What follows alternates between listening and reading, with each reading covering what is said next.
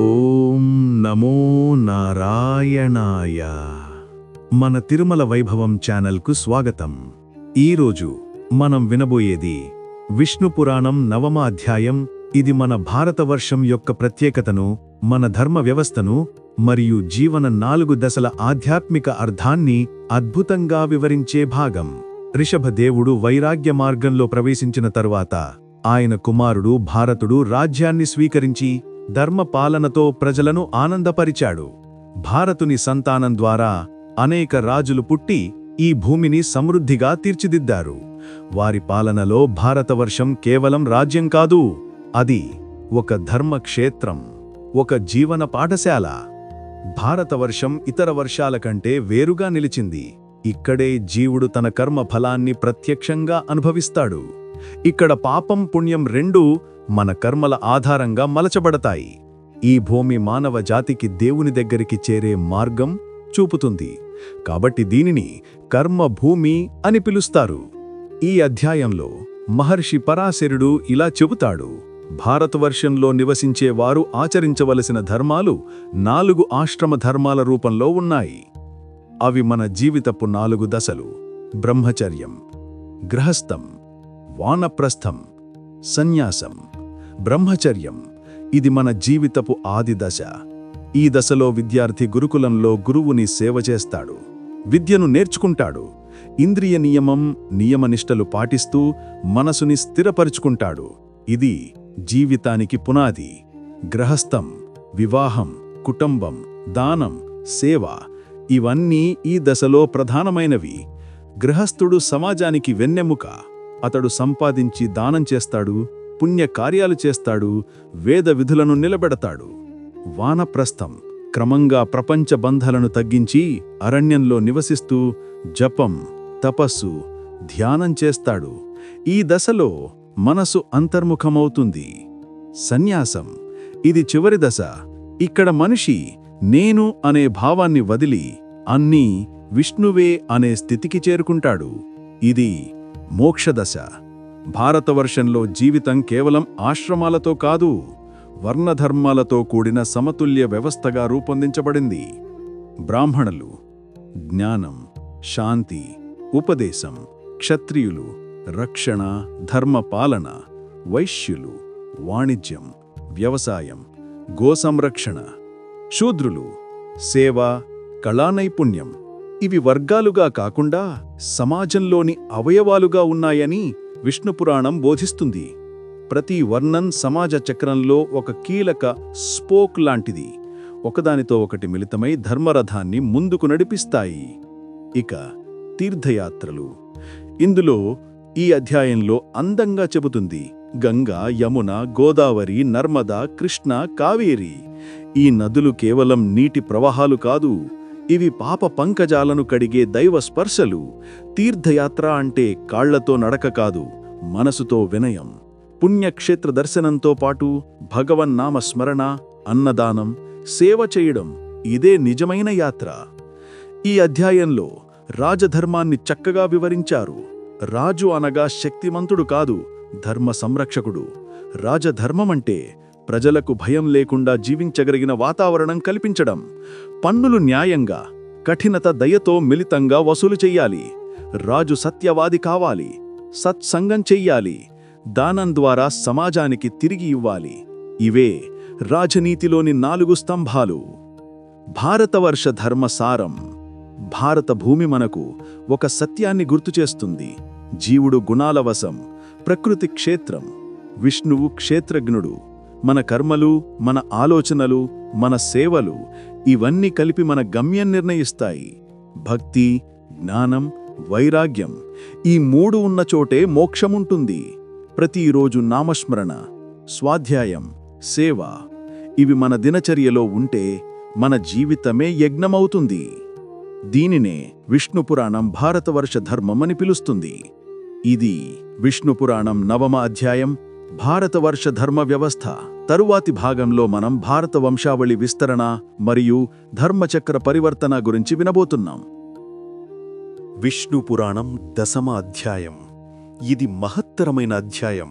ఎందుకంటే ఇందులో మనం వినబోయేది భారత వంశావళి, అలాగే సూర్యవంశం, చంద్రవంశమనే రెండు మహారాజ వంశాల పుట్టుక, వాటి వెనుక ఉన్న ధర్మతత్వం గురించే విష్ణుపురాణం చెబుతుంది. రాజవంశాలు పుడతాయి, పెరుగుతాయి, క్షీణిస్తాయి. కాని వాటి ఉద్దేశం ఒక్కటే, అదే లోకక్షేమం. భారత చక్రవర్తి తర్వాత పుట్టిన రాజులు ధర్మ పాలన, యజ్ఞయాగాలు, ప్రజా సంక్షేమం కోసం జీవితాన్ని అర్పించారు. వారి పాలనలో రాజ్యాలు వృద్ధి చెందాయి. నదులు, పంటలు, నగరాలు ప్రగతిని సాధించాయి. ఇప్పుడు సూర్యవంశ కథను వినండి.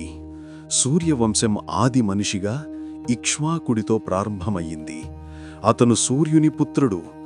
ధర్మబలంతో, శౌర్యంతో రాజ్యాన్ని స్థాపించాడు. ఇక్ష్వాకుడి వంశంలో అనేక మహారాజులు పుట్టారు. అందులో ప్రసిద్ధులు సగరుడు మరియు భాగీరథుడు. సగరుడు అపార వీరుడు, ధర్మరక్షకుడు. ఆయన వంశంలో పుట్టిన భాగీరథుడు గంగను భూమికి తీసుకువచ్చి పితృదేవతల విమోచనం కోసం తపస్సు చేశాడు. గంగామాత భూమిని తాకిన రోజు నుండి భారత భూమి పవిత్రతతో ప్రకాశించింది. ఇదే కారణం, గంగ కేవలం నది కాదు, ఆమె భూమిని శుద్ధి చేసే దైవ కరుణారూపిణి. ఇప్పుడు చంద్రవంశగాథ వినండి. చంద్రవంశం పురూరవుడు అని రాజుతో ప్రారంభమవుతుంది. అతను దేవకన్య ఊర్వశీతో వివాహమై ధర్మపాలకుడిగా నిలిచాడు. కాని అతని కథ మనకొక జ్ఞాపకమిస్తుంది. ఇంద్రియాల మీద నియంత్రణ లేకపోతే గౌరవం కూడా గాలిలో కలిసిపోతుంది. తరువాత యయాతి అనే రాజు చంద్రవంశంలో ప్రసిద్ధుడు. అతను గొప్పవాడు, కాని కామబంధంలో చిక్కుకొని శాపం పొందాడు. తన 5 కుమారులకు రాజ్యాన్ని విభజించాడు. యదు, పురువు, తుర్వసువు, అనువు, దృహ్యువు, ఇలా 5 శాఖలు ఏర్పడ్డాయి. వీటి నుండి తర్వాత కురువు, యదువు, పాండవులు, యాదవులు పుట్టారు. ఇది మన పురాణాల లౌకానికి పునాది. సూర్యవంశం మనకి శౌర్యం, శక్తి, సత్యం నేర్పుతుంది. చంద్రవంశం మనకి సంస్కారం, సహనం, సేవాభావం నేర్పుతుంది. ఇవి రెండూ కలిసి భారత సంస్కృతికి 2 కన్నుల్లా నిలిచాయి. ఈ అధ్యాయం మనకి రాజధర్మం కూడా చెబుతుంది.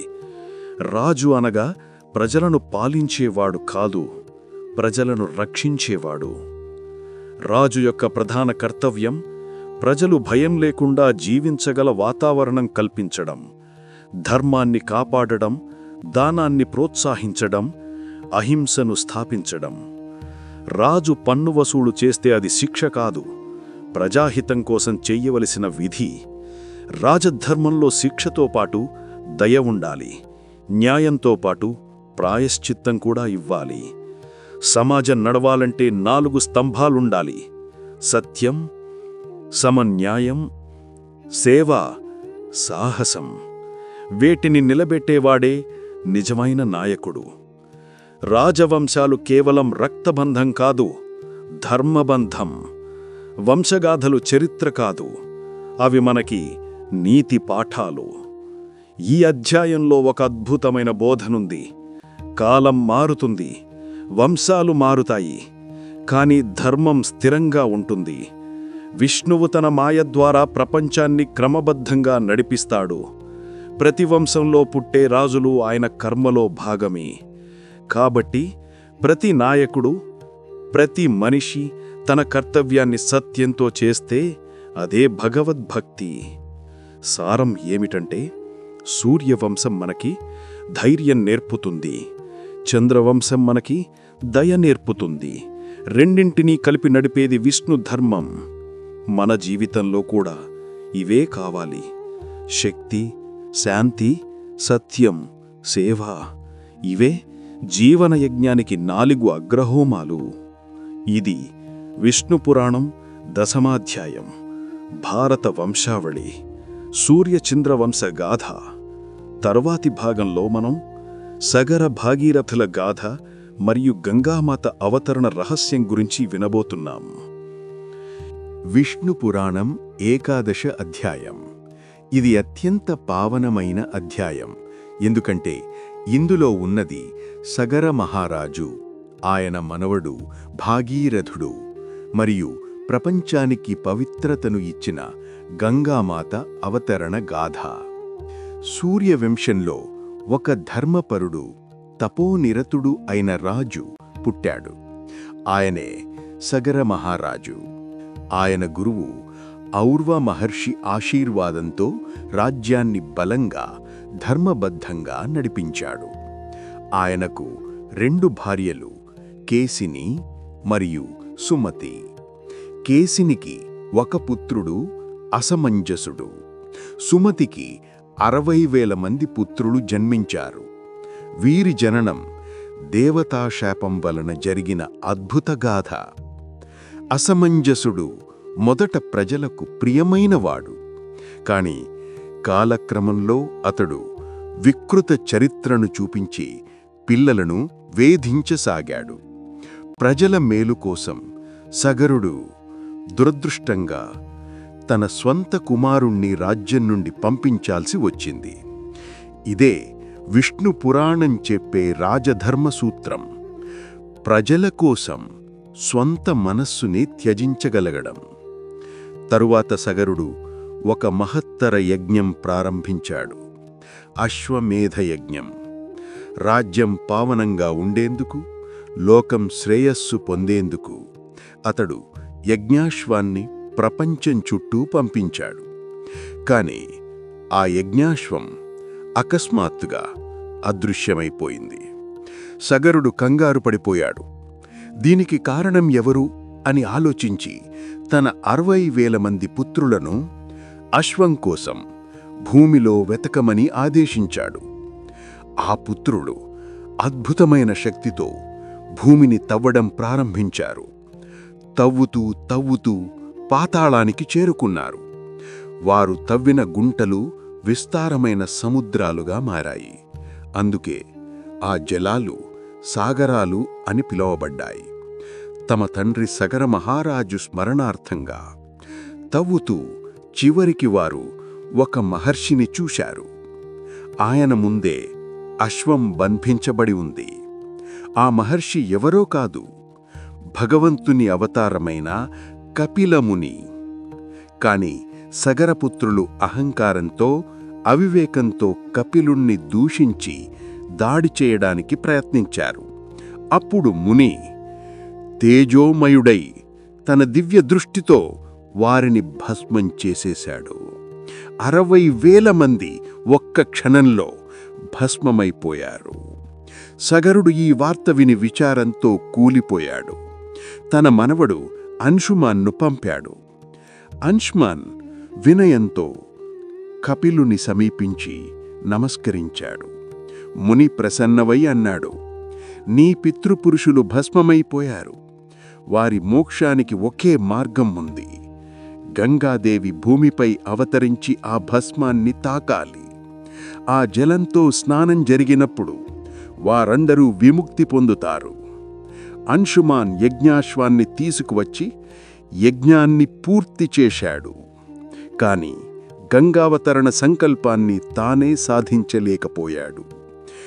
తరువాత అంశుమాన్ పుత్రుడు దిలీపుడు కూడా దీర్ఘ తపస్సు చేశాడు. కాని అతనికి ఫలం దక్కలేదు. మరో తరం తరువాత దిలీపుని పుత్రుడు భాగీరథుడు జన్మించాడు. అతడు తన వంశానికి మరియు సమస్త మానవ జాతికి పుణ్యం తెచ్చిన రాజు. భాగీరథుడు రాజ్యాన్ని స్థిరంగా నడిపి తరువాత గంగామాతను భూమికి తెచ్చే సంకల్పంతో తపస్సులో లీనమయ్యాడు. దీర్ఘకాల తపస్సు తరువాత గంగాదేవి ప్రత్యక్షమై అన్నది, నీ భక్తి నాకు ప్రీతికరంగా ఉంది. నేను భూమిపై దిగిపోతాను. కాని నా ప్రవాహ బలం భూమిని ఛిద్రం చేస్తుంది. నన్ను అధిగమించగల శక్తి ఉన్నవాడు శివుడు మాత్రమే. భాగీరథుడు మళ్లీ తపస్సు ప్రారంభించాడు. ఈసారి శంకర భగవానుని కోసం శివుడు ప్రసన్నవై అన్నాడు, గంగను నా జటల్లో ధరించి భూమిని రక్షిస్తాను. అలా గంగామాత అవతరించడానికి సన్నద్ధమవుతుంది. భాగీరథుడు తన తపస్సుతో, తన వినయంతో, తన భక్తితో ప్రపంచానికి ఒక కొత్త ప్రాణం ఇచ్చాడు.